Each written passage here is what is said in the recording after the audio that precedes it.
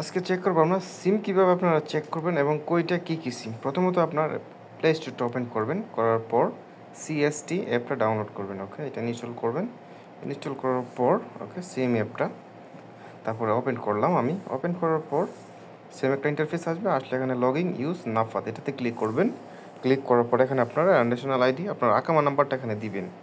ওকে, দেওয়ার পর এখানে ক্লিক করবেন তীর আইকনটা বরাবর, করার পর আপনার নাফাতে চলে যাবেন 73। ওকে, নাফাতরা আমি এখান থেকে ওপেন করতে পারবেন চাইলে, তো আমি এখান থেকে ওপেন করে নিলাম। ওপেন করলাম নাফাতরা। ওপেন করার পর অ্যাকসেপ্টে ক্লিক করবেন। ক্লিক করার পর 73 যে নাম্বারটা ক্লিক করবেন, আপনার নাফাতের যে 6 ডিজিট পিনটা দিবেন। দেওয়ার পর এখানে কাজ শেষ। এখন চলে যাবো আবার আমরা সিএসটিতে, এটাতে চলে গেলাম। ওকে, সিএসটিতে যাওয়ার পর একটু অপেক্ষা করতে হবে। এখানে আপনার ওয়েটিং ফর ইউর নাম্বার কনফার্মেশনের জন্য একটু অপেক্ষা করতে হবে। ওকে, তো একটু অপেক্ষা করলাম, করার পর লগ ইন সাকসেসফুল কমপ্লিট হয়েছে।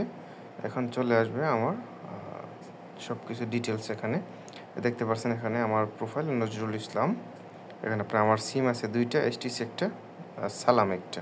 তো দুটোই আপনার বয়েস সিম, আমার কথা বলার জন্য আর কি।